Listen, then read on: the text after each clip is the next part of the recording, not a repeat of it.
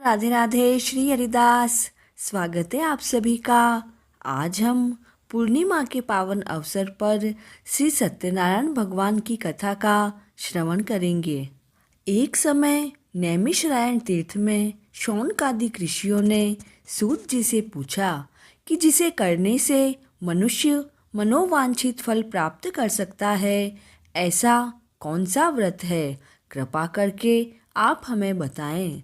तब सूत जी ने कहा कि ऐसा ही प्रश्न नारद ऋषि ने विष्णु भगवान से पूछा था।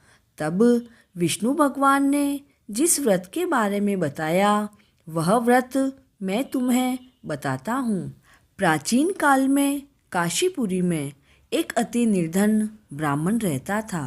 वह भूख प्यास से व्याकुल भटकता रहता।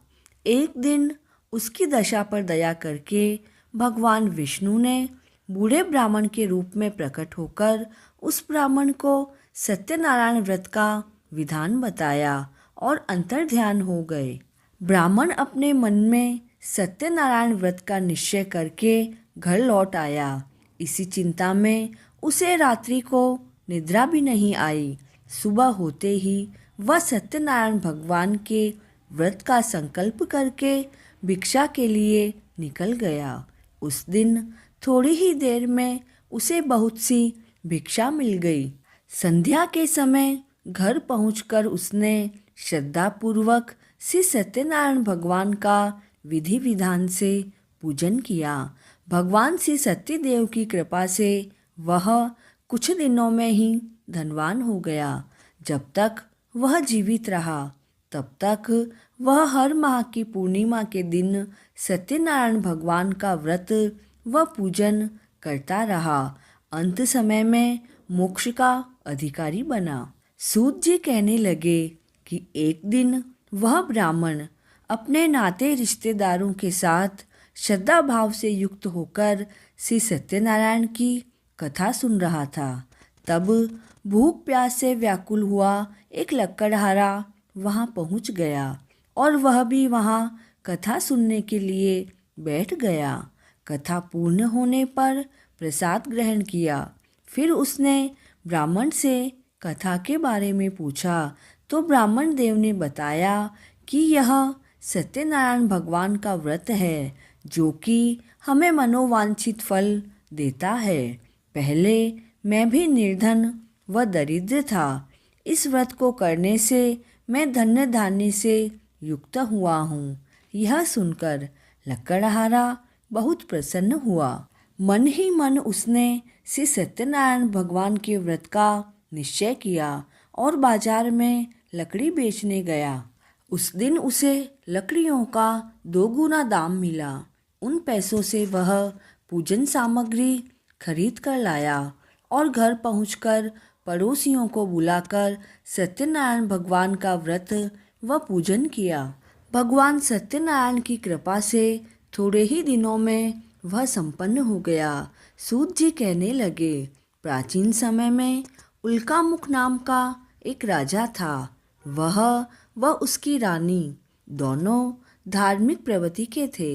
एक बार राजा रानी भद्रशिला नदी के किनारे सत्यनारायण भगवान की कथा का श्रवण कर रहे थे कि एक साहूकार भी वहां आया।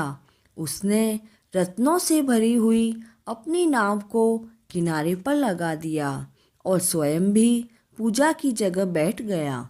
वहां के सभी दृश्य देखकर राजा को पूछा तो राजा ने कहा कि हम विष्णु भगवान का पूजन कर रहे हैं। यह व्रत सभी मनोकामनाएं पूर्ण करता है। राजा के वचन सुनकर वह प्रसाद लेकर साहूकार अपने घर चला गया। घर पहुंचकर उसने अपनी पत्नी से व्रत के बारे में बताया और संकल्प किया कि मैं भी संतान प्राप्ति होने पर यह व्रत अवश्य करूँगा। उसकी पत्नी का नाम लीलावती था। भगवान सत्यनारायण की कृपा से उसकी पत्नी कुछ ही दिनों बाद गर्भवती हो गई। वह 10वें महीने में एक सुंदर कन्या को जन्म दिया। कन्या का नाम कलावती रखा। वह पूर्णिमा के चांद की तरह बढ़ने लगी, अर्थात बड़ी होने लगी। एक दिन मौका देखकर लीलावती ने अपने पति को सत्यनारायण देव का व्रत करने का स्मरण करवाया। तो उसके पति ने कहा कि मैं तो कन्या के विवाह पर व्रत करूँगा। यह कहकर साहूकार अपने कार्य में लग गया।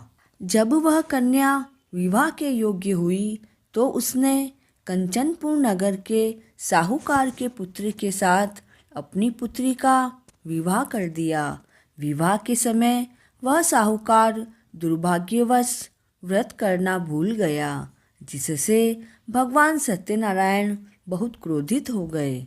कुछ समय बाद वह साहूकार अपने दामाद के साथ समुद्र के किनारे रत्नसारपुर नगर में व्यापार करने लगा। एक वहाँ के राजा चंद्रकेतु के यहाँ खजाने के से चोरों ने धन चुरा लिया। राजा के सिपाही चोरों का पीछा कर रहे थे। चोरों ने चुराया हुआ धन साहूकार की कुटिया में फेंक दिया और स्वयं भाग गए।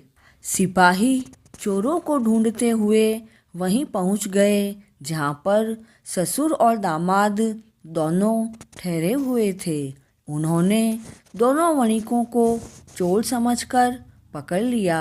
राजा ने दोनों को जेल में डलवा दिया व उनका धन भी राजकोष में डाल दिया। इधर भगवान सत्यनारायण के क्रोध से लीलावती व कलावती बड़े दुख से अपना जीवन व्यतीत कर रही थी। एक दिन कलावती भूख प्यास से व्याकुल होकर मंदिर में गई। वहाँ पर भगवान सत्यनारायण की पूजा व कथा हो रही थी, तो उसने वहाँ बैठकर कथा सुनी और प्रसाद लेकर रात होने पर घर आई। माँ ने बेटी को देर से आने का कारण पूछा, तो उसने मंदिर की सभी बात अपनी माँ को बताई। उसकी बात को सुनकर लीलावती को अपने पति की हुई भूली बात का स्मरण हो आया। तो उसने सत्यनारायण भगवान के व्रत को करने का निश्चय किया। उसने अपने सभी सगे संबंधियों के साथ सत्यनारायण भगवान की कथा सुनी व दया भरे वचनों से प्रभु सत्यनारायण से प्रार्थना की कि मेरे पति ने संकल्प करके आपका व्रत नहीं किया, उसी कारण आप क्रोधित हो। अब कृपा करके उनकी गलती को क्षमा करें। लीलावती की दारुण प्रार्थना सुनकर भगवान सत्यनारायण प्रसन्न हो गए। उसी रात्रि सत्यदेव ने राजा चंद्रकेतु को स्वप्न में दर्शन देकर कहा कि प्रातःकाल होने पर दोनों साहूकारों को छोड़ दो व उनका धन उन्हें वापस लौटा दो, वरना पुत्र पौत्र सहित तुम्हारा राज्य नष्ट हो जाएगा। यह कहकर भगवान सत्यनारायण अंतर्ध्यान हो गए। राजा ने प्रातःकाल होते ही दोनों साहूकारों को छोड़ दिया व उन्हें सम्मान सहित विदा किया। दोनों साहूकार नौका लेकर अपने गांव के लिए निकल पड़े। तभी सत्यनारायण भगवान सन्यासी के रूप में उनके सामने आए और बोले, तुम्हारी नौका में क्या है? तब साहूकार ने हंसते हुए कहा कि नौका में तो फूल और पत्तों के अलावा कुछ नहीं है। यह सुनकर सन्यासी ने कहा कि ऐसा ही हो। सन्यासी के जाने पर साहूकार ने देखा कि सच में नौका में तो फूल और पत्ते ही पड़े हैं, तो वह बेहोश हो गया। तो दामाद उस सन्यासी बाबा के पास गया और क्षमा याचना की। उसकी प्रार्थना सुनकर भगवान ने प्रसन्न होकर इच्छित वरदान दिया और अंतर्ध्यान हो गए। दोनों ससुर जमाई ने नौका में देखा तो वहाँ पर पहले जैसा धन हो गया। फिर दोनों ने सत्यदेव का व्रत व पूजन किया और फिर वे घर की तरफ निकल गए। अपने गांव के पास पहुंचकर साहूकार ने घर पर लीलावती के पास दूत भेजकर आने का संदेश दिया। लीलावती उस समय भगवान सत्यनारायण की कथा सुन रही थी। उसने अपनी पुत्री कलावती को कहा कि तुम्हारे पति व पिता आ गए हैं। मैं उनके दर्शन के लिए जाती हूँ। तुम भी प्रसाद लेकर आ जाना। कलावती जल्दबाजी में कथा का प्रसाद लेना भूल गई और वह भी नदी के तट पर अपने पति के दर्शन के लिए आ गई। जैसे ही कलावती वहां पहुंची तब नौका सहित पति जल में डूब गया। यह देखकर साहूकार बड़े तेज स्वर में रुदन करने लगा। वह उसकी पत्नी भी विलाप करने लगी। कलावती सती होने के लिए तैयार हो गई। तभी आकाशवाणी हुई कि हे साहूकार, तेरी पुत्री ने प्रसाद का निरादर किया है। वह पति से मिलने आई है। यदि वह घर जाकर प्रसाद लेकर आए तो उसका पति जीवित हो जाएगा।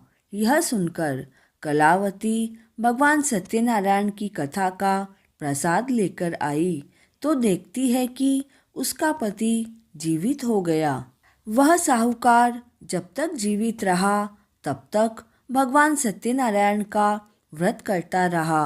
वह कथा श्रवण करता रहा। अंत में श्री सूत जी कहते हैं कि एक बार तुंगध्वज नाम का राजा शिकार के लिए गया। वहां उसने देखा कि एक वृक्ष के नीचे सभी ग्रामवासी भगवान सत्यनारायण का पूजन कर रहे हैं और कथा श्रवण कर रहे हैं। तो उसने भी भगवान को ना तो नमस्कार किया और न ही पूजन के पास गया। ग्रामवासी भगवान का प्रसाद लेकर राजा के पास पहुँचे तो राजा ने प्रसाद की परवाह नहीं की। वह महल चला गया। महल पहुँचते ही राजा को पता चला कि उसके पुत्र पौत्र व सारी धन संपत्ति नष्ट हो गई है। तो उसे वह वन की घटना याद आ गई।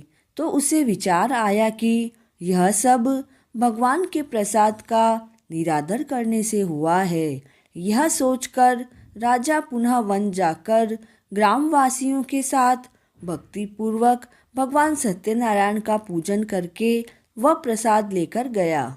वह वापस महल आया तो सभी पहले जैसा हो गया। तब से राजा हमेशा सत्यनारायण भगवान का व्रत, पूजन व कथा श्रवण करता रहा। कथा पूर्ण हुई। बोलिए श्री सत्यनारायण भगवान की जय हो। जय श्री कृष्णा।